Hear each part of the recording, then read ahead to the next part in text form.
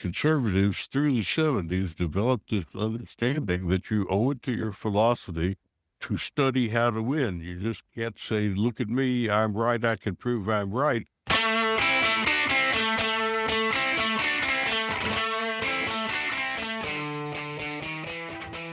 And this is Grover Norquist. We're here for the Leave Us Alone podcast. I'm joined by James and Mike. And a little bit later on, going to be interviewing Morton Blackwell, one of the titans of the conservative movement, who over decades has built a huge, serious, powerful training program for young and active conservatives. And in a discussion of what it means to be an entrepreneur in the conservative movement and what other people are doing or could do. We're going to talk a little bit about the big, beautiful tax cut, about all sorts of new high-tech stuff and crypto. And we're going to be introducing a new program entitled, or a new piece of the program, part of the program, titled Government Did What? The Government Did What? With an outrage at the end of that, because it's stupid things the government did that you need to know about. And we'll be doing this until we run out of them. Probably may take us a while. So, Mike, can you start us off on a discussion of where we are with the big, beautiful bill? Is it passed yet? Sure. So just a reminder, kind of our update on the reconciliation, one big, beautiful bill, as it's been dubbed, which contains the president's tax agenda, border security, energy provisions, as well as defense spending. Essentially, one big, beautiful bill that entitles much of the president's agenda. We have passed that out of the House now, and it is in the Senate now, where they expect to make some slight changes today, as Leader John Thune said. But largely, we're probably a little bit more than halfway there.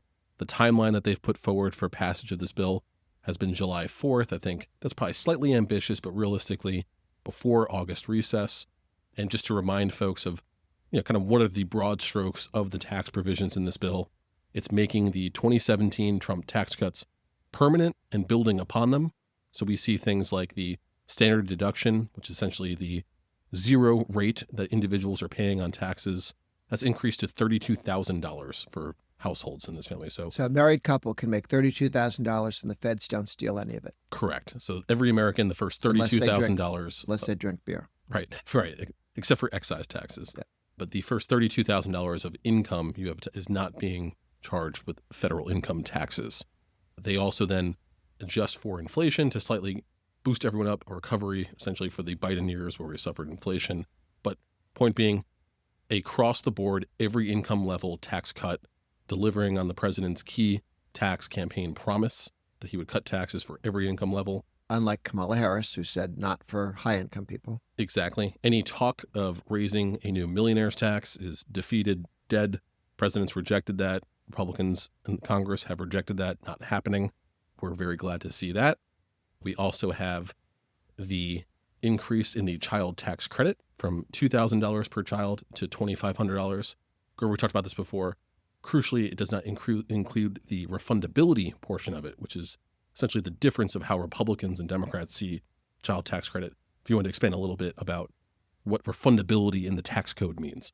Well, refundability means if you don't have a $2,000 liability, but you have a kid, the $2,000 tax credit would be written to you as a check. It'd be spending. When you say something's refundable, it turns into spending. Yeah, and that's exactly right. And I think politically, the danger always here, too, that we've seen before is if Republicans come out and say, we'll send a larger check to families, yes, of course, yes. You will never outbid what the Democrat offer is. During the campaign, J.D. Vance, vice presidential candidate at the time, said once, well, I think we should have a $5,000 per child tax credit, fully refundable. So everybody gets a $5,000 check per child. And how long did it take before Kamala Harris, the Democrat, gets up and says, 6, we'll do 6? I think not even 24 hours. You cannot outbid the left in, quote unquote, taxing the rich, and you can't outbid the left in spending money. And any effort to do that just changes the goalposts. And now the reasonable spending limit is what the Republicans said. And anything higher than that, the Democrats say we're better. And the same thing with tax increases. Just no Republican should be recommending new or additional spending increases or tax hikes. And of course, on the policy side of things, it's never pro-family policy to make families more dependent on government checks, right? That's not what our outcome here is. What we want to do is tear down government barriers, deregulate the economy, and let people keep more of their own money, which is what we see the approach in this Trump bill is, which is they don't increase the refundable portion of the child tax credit, but they do increase the child tax credit overall, bumping it from $2,000 per child to $2,500 without touching the refundability, a spending portion of the credit. Yeah, and the Democrats want the universal basic income where everybody gets a check from the government. And if you make the tax credit refundable, you're halfway, all the way there. So now, Grover, those are some of the just very broad strokes, key elements of this bill. The one area where the bill is not perfect is on the pro-growth provisions, the cost recovery provisions of this, things like expensing for businesses, R&D expensing, interest deductibility, a little bit more in the weeds on the tax policy itself, but all critical provisions of the 2017 tax cuts. We've seen new studies coming out from places like the Tax Foundation saying the difference between the House bill, which has a temporary extension of 5 years, versus permanency, this is a full point of GDP growth for the economy. Can you tell us a little bit more about how important these provisions are, and do we expect the Senate to make any changes here? Well, we'll start off with the good news. The Senate will make sure that those three provisions, expensing provisions, are going to be permanent. They've said so in writing, and the House leadership and the Senate leadership have known this for a long time. For whatever reason, they decided to let it go when it passed the House as just a 4-year extension, but they did so knowing, and all the Republicans understood, that the Senate would fix this. Now, maybe, I'm guessing, the Senate needs to feel they're doing something, and you can't, because the Senate and the House have talked so long, it'd be very easy for the House to have taken every single good idea, including the ones that came from the Senate, and then hand it to the Senate. And then how does the Senate explain to people at home that they work for a living? So you really do need the Senate to have added some things. I don't know that that's the plan, but if I was organizing it, I would say, okay, here are really good ideas. Half of them go to the House, half of them go to the Senate. So everybody knows you're both necessary. I don't know if I'll get in trouble for saying this in a recorded setting, but one of Speaker Johnson's great talents seems to be allowing other people to think that they've done something brilliant when it was his idea. And his generosity in letting the credit spread around is actually one of the tools that he's been using to get everybody on board with this package. Yeah, it's a dirty trick, treating people with respect and encouraging their ideas. Yeah, and praising them for coming up when with they it. do the right thing. Yeah. Yeah, that's right. So I think we're glad to see here that the Senate has made a red line in the sand. I think you referenced the letter that Leader Thune, the Senate Finance Chair Mike Crapo. How many guys signed that? I think it was essentially the Senate Finance and Leadership in the Senate sent a letter about in February, I believe, to Trump saying their red line in the sand, they will not sign any bill that does not make the pro-growth provisions permanent. That's been their number one goal, rightfully so, I believe, from the beginning. And the point I missed earlier, too, is in addition to what that GDP growth, that extra point of growth you get from permanency versus what we have in the bill right now, key what that means is increased wages for households, more money in people's pocket. That's a pay raise for every American if we get these provisions made permanent. And as you get pro-growth policies, and this is where Kevin Hassett, the economist for the White House, says, if you grow at 3% a year instead of 1.5% a year, and you do that for 10 years, which is very doable, and we ought to do that with this bill, and the people who've looked at it say we should get that level of increased growth, go from 1.5% to 3%. That brings in $4 trillion more money over a decade. So if you think the bill, quote unquote, costs $4.5 trillion, it basically pays for itself through growth alone. Some of the guys on our team who want to focus on spending, and I'm all for reducing every spending effort that you can get done, but what really matters is economic growth. Yeah, that's exactly right. And I think that's the question, too, when you get to pro-growth tax policy. It's not a question of whether or not it pays for itself, but a question of when it pays for itself. Why would you fail to do something that creates jobs and opportunity and higher wages? And then I think potentially what we're alluding here to today, we should note we had a tweet come out from Elon Musk here within the last hour, noting, as Elon has just recently left the administration, his formal role this week, he came out with criticism against the bill today, specifically kind of citing this idea that the bill doesn't do enough to reduce deficits. Grover, do you think that's a fair characterization of the bill? Well, I would have thought that Elon Musk would be a little more sympathetic to the idea that there's only so much you can do. He went in and looked at a bunch of waste in government, found a lot of it, and then in the matter of 100 days, people are mad at him because it didn't translate from "I can see it" to a bill passed by the House, where the Republicans have like a 3 or 4 vote margin, and pass the Senate, which would require 60 votes in most cases, and the president signs it. This doesn't happen that quickly, and you don't have 218 Republicans agreeing on every bad thing that Elon Musk found and saw. So he's frustrated that every good idea of his didn't happen. And so that's one of the real problems we have. But people say the same thing about the president. How come the president didn't make all the changes? How come the House and Senate didn't make all the changes? It is a very difficult, cumbersome job you have to get the whole government to do anything. And that's a good idea generally, because the governments tend to make things bigger, and we want that to be difficult and for the whole country to be watching it. But it does mean it's slower sometimes about making things smaller. Yeah, and I think that's right. And we've pointed out here before too, right? What this bill actually is, we have currently about $1.4 trillion in reduced spending. Yes, that's right there. That's real. That's good stuff. And approaching about $3.7 trillion in tax policy. That's for continuation of our current tax code, along with some of the additional tax cuts the president campaigned on. But the biggest chunk of that is just coming from extending current policy, which we've made the point before. We should be viewing this on a current policy baseline. Yep. Because if we don't extend the Trump tax cuts, that is automatic tax increases by about $4.6 trillion on every income level in America, something every Republican, every conservative, of course, wants to avoid. And we shouldn't be in the business of, we don't address the deficit by sending more money out of the private sector to the government. That's not a conservative one. That's not smaller government. It's not free markets. Nope. No.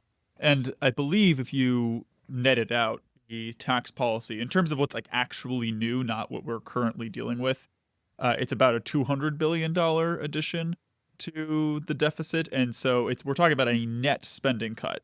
This is a net deficit reduction, as long as you are not pretending that there's going to be this giant tax increase no one would allow to happen in a couple of years. Yeah, or the end of this year. The work requirements we're talking about instituting on Medicaid, I think, are the most important welfare reform we've made in over the last decade. And it's a model for other welfare programs that need to be reformed also. And this is, I think, the frustration of, if you break apart parts of the one big beautiful bill here, theoretically, every Republican in Congress should be supporting extension of the 2017 Trump tax cuts. Every Republican in Congress should be supporting repeal of the Inflation Reduction Act, Biden's main legislative, accomplishment here that we never got at Obamacare, the way we're repealing Biden administration's key policy here and rolling back that disastrous policy. Every Republican should be supporting work requirements for Medicaid. So really, it's frustrating here that there'd be really any objection. And the fact that it's not perfect is not a real criticism. It's just an observation. Nothing is going to be perfect. Nothing is going to solve all the world's problems in any one day or any one decade. And Gingrich was pointing out the other day, we need to always refer to it as the Obama-Biden years, because it was 12 years of unified government in terms of they basically agreed completely on what they were trying to do, pushing in the wrong direction. And we need to overcome, undo, end all of the works of Biden and Obama. It's not good enough to just fix the Biden stuff, because there's 8 years of Obama stuff that needs to go as well. And again, we're still talking about a deficit reduction of over $1 trillion. And if that's not good enough for you as a starting point, then, I don't really know what to tell you. Like, what? And this is the first of 4 years. And there'll be 2 other reconciliation packages in the next 12 months. There'll be one in the fall of this year, and there'll be one in early spring of 2026. And we saw this in the Biden administration, right? When in Biden's first term in office, in his term in office, his first Congress, they came out, they used a reconciliation bill to do their $1.9 trillion COVID fake spending bill. Yeah, and then they came back into the Inflation Reduction Act in August of 2022. So we saw Democrats use reconciliation twice. Yes. To Grover's point, this isn't necessarily Republicans' only bite at the apple. No, you got 2 more. As a matter of fact, next week, the leadership is going to bring a rescissions package, which we often talk about reconciliation as the main way you can circumvent a filibuster. But there's actually a couple of other mechanisms, and doing rescissions, which have almost never been done, but this is in law, you can also circumvent the filibuster or get past it. If the president submits a package of spending cuts of this all came in under budget, you can remove the appropriation for this now. That's what they're trying to do to some of the initial Doge findings. So we're talking, it's almost $10 billion they're going to vote on next week. Yeah, that's a good start. And It's NPR, so. And look, That's my favorite. people are never really interested in the process arguments of everything, but there are certain things you're only able to do that you can't do in reconciliation. Reconciliation has to address mandatory spending, not discretionary spending. That's for the appropriations process, but can be addressed in something like a rescissions package, which the administration is also, I believe, working on several different packages right now. And then we also have, when it comes to what the president campaigned on, when it comes to something like no tax on Social Security. Well, Social Security has special rules that require that you can't do it through reconciliation. You need to have more than just the 50 plus vice president vote that reconciliation has. So what they've done in this bill is they have a new deduction, $4,000 deduction created for seniors, meant to kind of scratch the itch of what the president wants to do on policy. But they physically, legally can't do through reconciliation the no tax on Social Security, for example. So people have to understand, the public has to understand, there is a limitation on what we're able to do in reconciliation.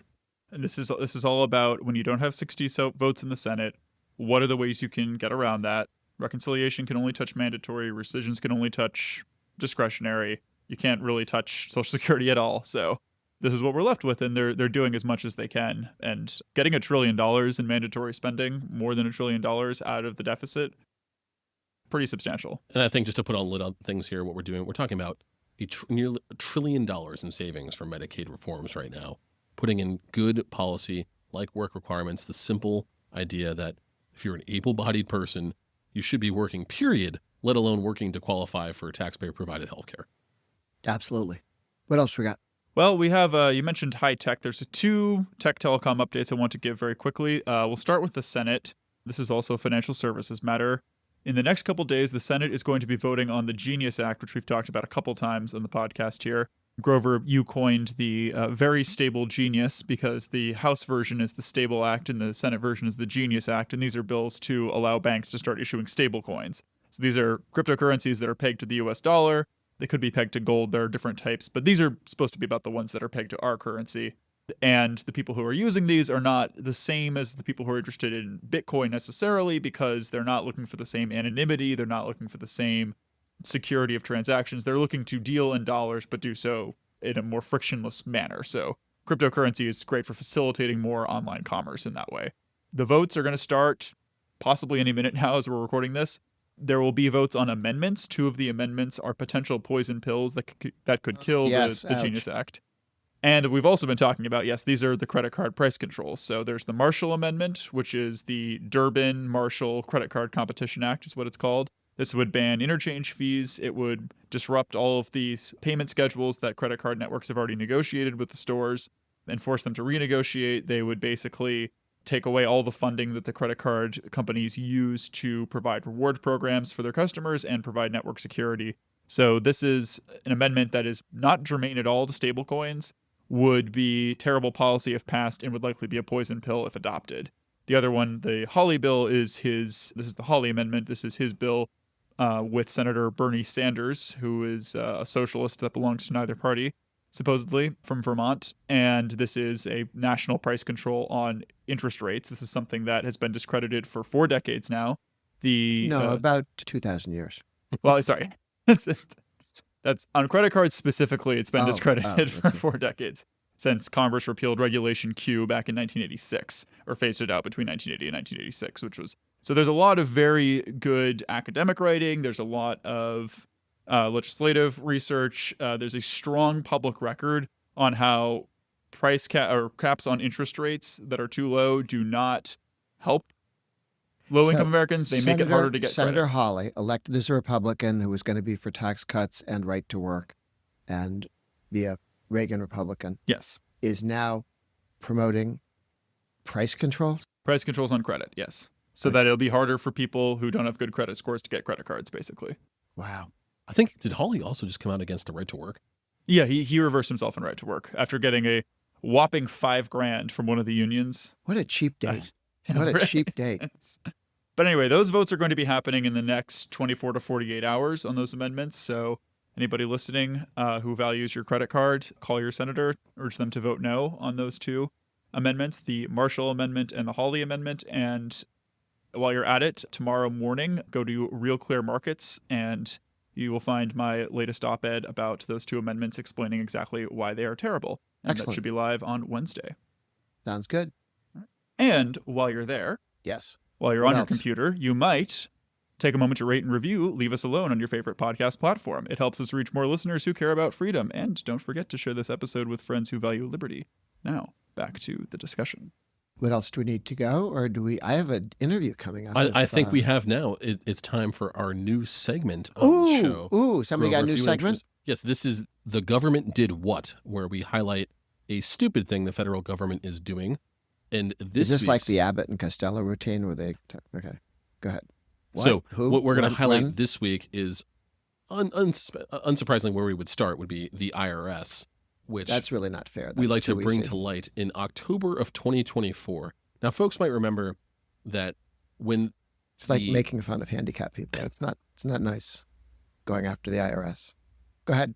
Do it Yes. anyway. Do it anyway. when the Biden IRS, they funneled $80 billion in new funding for enforcement for the express purpose of How much? $80 billion to the IRS. And they said, we're going to actually go out and from that, we're going to raise a net of 120. So we're going to shake loose $200 billion from the private sector from increased enforcement. I thought we clawed some of that back. Now we have. We've clawed back, I believe, over $20 billion of the IRS enforcement funding through Republican negotiated debt limit deals, which has been great. A good conservative one that we had while Biden was still in office, which speaks to how deeply unpopular this idea was. But if you can remember, again and again, the Biden administration told folks, we're only going after people earning over $400,000. We're not going after small, individually owned businesses. We're going after large corporations. That's who's in our crosshairs here. Well, in October of 2024, right before the election, the Biden administration at the IRS created the new Pass-Through Compliance Unit, Grover. If that's not about the scariest thing you've heard, which of course had the express purpose of going after small, individually owned businesses. And most pass-throughs, meaning not corporations, but subchapter S companies that pay their taxes with a personal income tax. Most of those are small, or at least started small and medium. Yeah, and this is, of course, the idea. Why do they target small businesses? Because they don't have the same resources at their disposal. And they're Republicans. And of course, if they're small businesses, you're far more likely to be voting Republican. So they're going after what they view as the other team. Yeah, you have to have a market cap of $2 billion before you become a Democrat.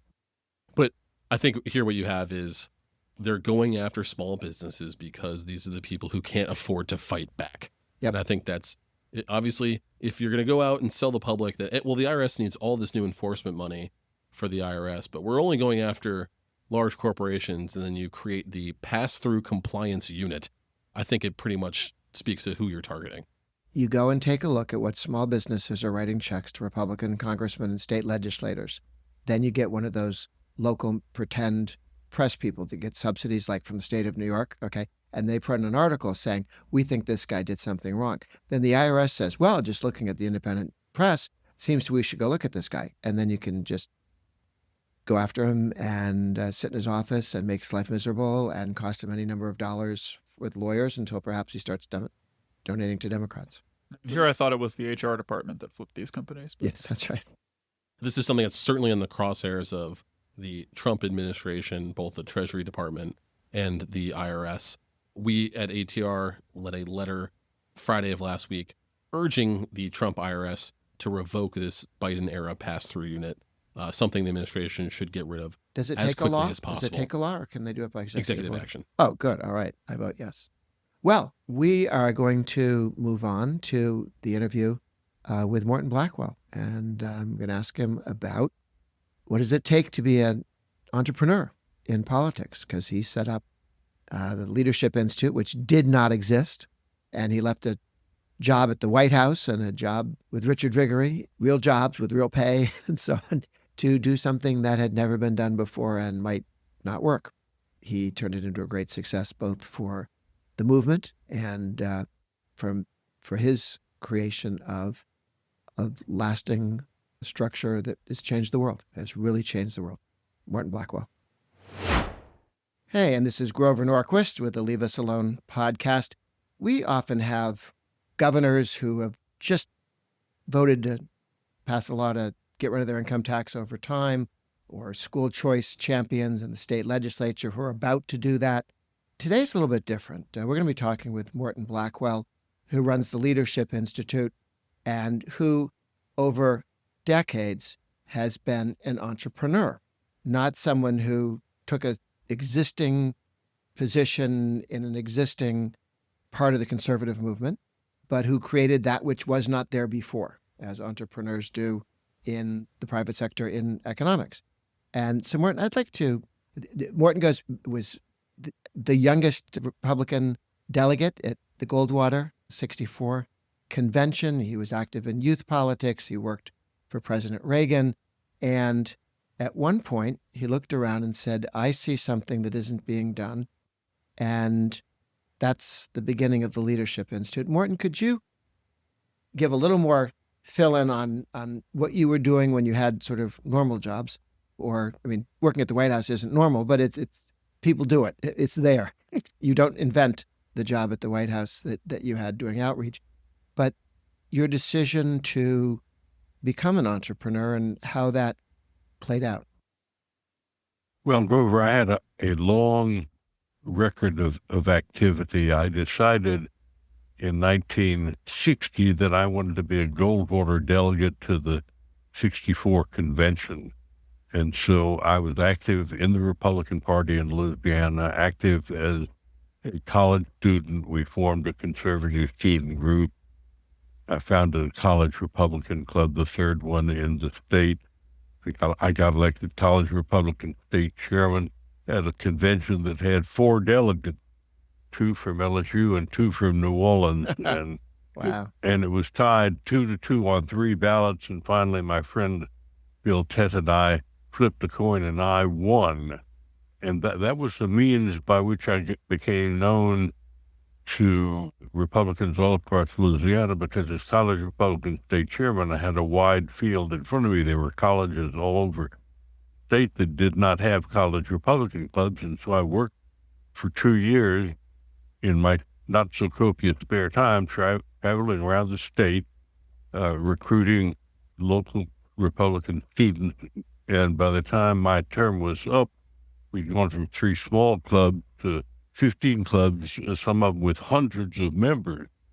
And then I had managed to get elected to the State Central Committee in 1963. And in 64, I was elected young Republican state chairman. But we'd had a gubernatorial race in early 64, and I had organized the student activity for our Republican candidate for governor, who carried almost every major city, but lost the rural areas badly. But as college Republican state chairman, I had become active at the national level. And in 1965, to my surprise, I was offered the job of executive director of the College Republican National Committee, a position which you held subsequently. Yes. I hot-footed it from Baton Rouge, Louisiana, up to D.C., and for 5.5 years, off and on, I was executive director of the National College Republican, and all the time I was learning. I was having the responsibility of teaching college Republicans how to be more effective, and there were several things that they could be taught, and I taught them. But in 67, I took a leave of absence from the college Republicans and ran the youth effort for the Republican candidate for governor in Kentucky, Judge Louis Nunn. And I put together for him a new kind of youth effort, which involved not just recruiting from membership tables, card tables beside sidewalks, but we made a conscious and organized effort to survey as many students as we could, and the vast majority of students we did survey. And by treating a campus like a Republican county organization would create a precinct organization. And it worked. It was, I called it a mass-based youth effort. In 68, I began to train people to be youth coordinators. and I trained 20 people, and in my very first school, more than half of them became youth organizers. One of those that I trained at my first school was Mitch McConnell. That was But a good idea. I trained youth coordinators for Richard Ogilvie, running for governor of Illinois, for Ed Gurney, running for the Senate in Florida, for Arch Moore, running for governor of West Virginia, and others. And it turned out that I could train people how to organize mass-based efforts like I had done in '67. And so I ran this training program through college Republicans in 68, 69, and 70.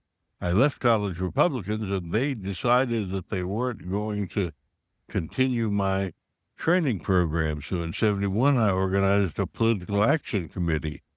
I was employed elsewhere, and this was a volunteer activity on my part, but I continued training youth organizers through the 70s.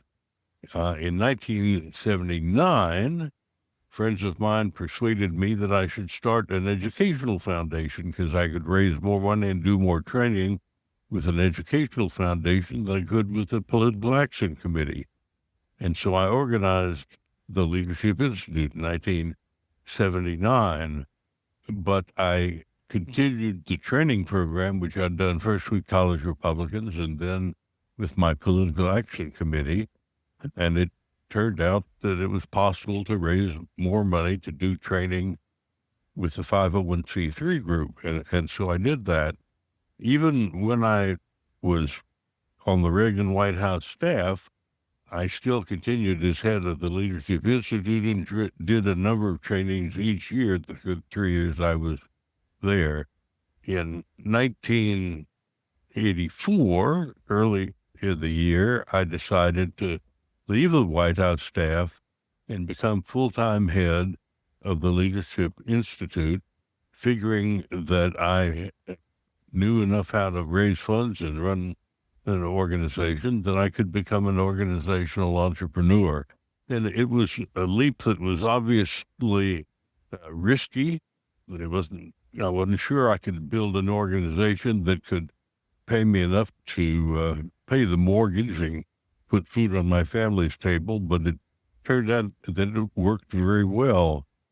And when I left the White House staff at the end of January of '84, I've been an organizational entrepreneur ever since.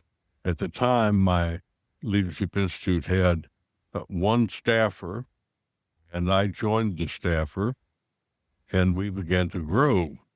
And it's grown consecutively year by year. I had known since the early 70s that the real nature of politics is not that being right in the sense of being correct is sufficient to win, that you don't win just because your heart is pure like Sir Galahad. No, the winner in political contests over time is determined by the number and the effectiveness of the activists on the respective sides. And the number of activists and leaders on a given side is determined by the technology that they use. And this was news to a lot of people like me who had been Goldwater Republicans. Most of us really believed what was the Goldwater campaign's main theme, and that was, in your heart, you know he's right. Well, that's not enough to win. You've got to get out and increase the number and effectiveness of your activists and leaders.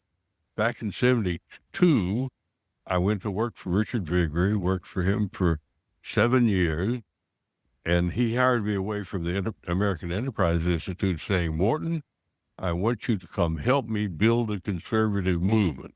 And he offered me a little more money than American Enterprise Institute was paying. And years later, I confessed to Richard Viguerie that if he'd offered less money, I'd have taken the job anyhow, because building the conservative movement was what I really wanted to do. And so with the knowledge of fundraising I had learned from Richard Viguerie, we were able to build up the Leadership Institute and constant growth, sometimes over the last several years, really spectacular growth.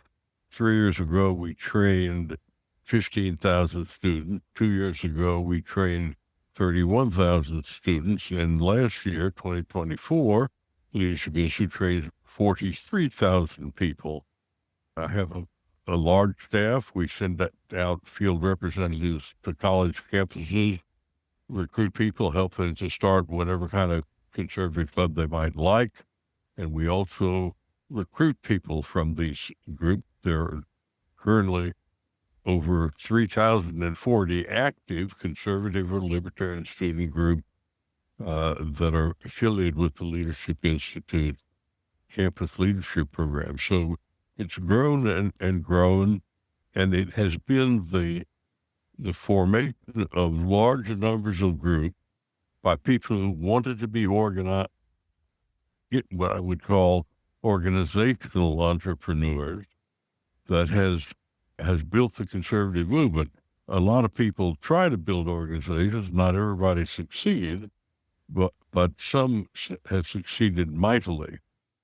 Morton, when you do training, you have training for how to run a youth campaign on colleges, but you have more than one training program. How many? We're now teaching over 58 different types of training and different types of training schools.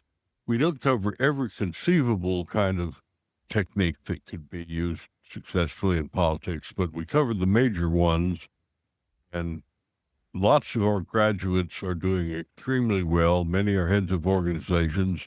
We have, after the 22 elections, we had 28 members of the House of Representatives who were graduates of the Institute, and 3 U.S. senators. After the 24 elections, we now have 37 graduates who are members of the House of Representatives and 4 U.S. senators.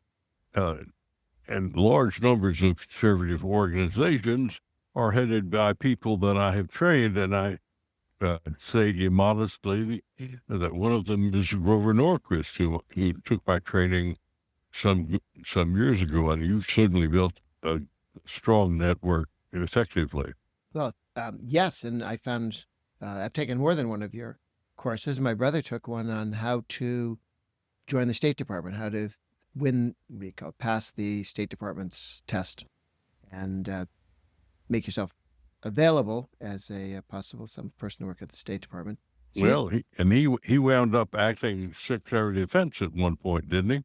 He did indeed. He was the number 2 guy, and then briefly at the end of Trump's administration, he was the number 1 guy there, during which time there were no casualties and no wars, he tells me. So that was 3 weeks of peace in the world as that went on. Morton, as you look around, you see elected officials who, vote correctly, who perhaps are like those Goldwater supporters who said, I'm pure, I understand free markets, I understand the nature of communism, I'm politically sound, and I'm done for the day. I'll show up and vote. but don't take that and change the world. They've got their own vote. They're pretty good.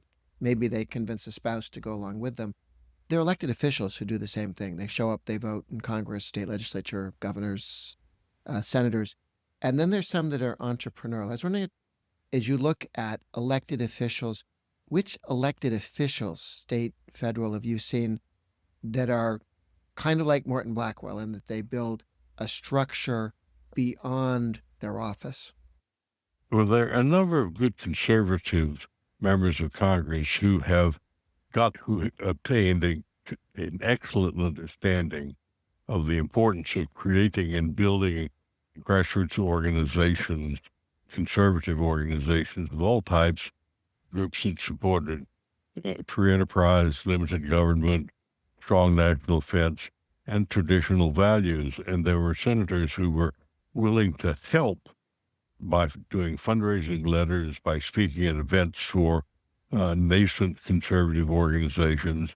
In the early days of the movement, I would say the towering leader in terms of an elected official who was trying to build conservative grassroots would be Senator Jesse Helms, In that same era, Congressman Tom DeLay and Dick Armey were very active in helping a wide range of other groups. Congressman Ron Paul and his son, Senator Ron Paul, both were extremely helpful in supporting a number of groups when support from an elected official would help. Another great senator who was very helpful back in the 70s was Senator Jim McKeer of Idaho, who was very helpful indeed in starting groups. These were people who signed fundraising letters and then served on letterheads as advisory committee members who were willing to take action on occasion to help conservative organizations grow. Okay. There aren't other Morton Blackwells, but as you look out, who has built structures? I'm thinking have been on the board of the National Right to Work Committee, and the creation of that institution alone seems to me to have been very, very powerful. I'm wondering if you could explain to some of the folks on the audience who you see creating some of the institutions that they may take for granted now, whether it's the Heritage Foundation or Right to Work, the people who made that happen out of nothing. Well, Right to Work was founded back in the 1960s, and one of the local leaders was Reed Larson, who became president of National Right to Work. And that's an example of an existing organization which, under the leadership of Reed Larson, who was very much movement-oriented, grew, spectacularly. In 1972, the National Right to Work Committee had 25,000 donors and members, and that was thought of as one of the best, most outstanding, remarkable conservative organizations. But through the 1970s, it grew so that by 1979, the National Right to Work grew from 25,000 members to 1.8 million members. And it was a matter of understanding the importance, of studying the skills, how to organize, how to communicate, how to raise funds, how to influence the legislative process. There are many things which are skilled, but they are philosophically neutral skilled, things that work as well for the conservatives as for the left. And conservatives through the 70s developed this understanding that you owe it to your philosophy to study how to win. You just can't say, look at me, I'm right, I can prove I'm right. And you do that, and you will find that victory does not fall into your deserving hand like ripe fruit off the tree. What it takes is study, and studying philosophically neutral skills is often felt by intellectual people to be beneath their dignity. And so they disdain from learning things that have no inherent philosophical content, like the techniques of fundraising or the techniques of organization or communication. But it's those skills which properly applied increase the number and the effectiveness of the activists on our side. In Europe, Camus and Sartre would write books in French, and the world, at least in France, paid attention. I'm not sure, I'm agreeing with you here, that public intellectuals in a commercial republic like the United States command troops, can write a great essay or a book, and people get out and vote correctly. That there's a need for the structures that the movement building structures, the movement-friendly structures that have an office and people in them and voting lists and other structures where you communicate with people at the right time with the right message. Reading books is important. Okay, yes, absolutely. Hayek and so on were all very important, but the book just sits there unless somebody does something with it. That's true.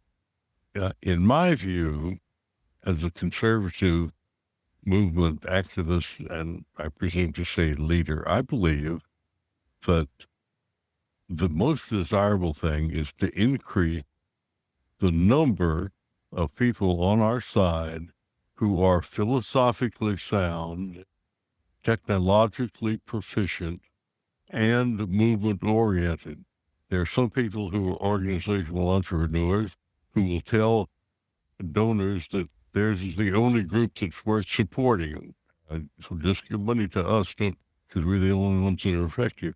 That's not true.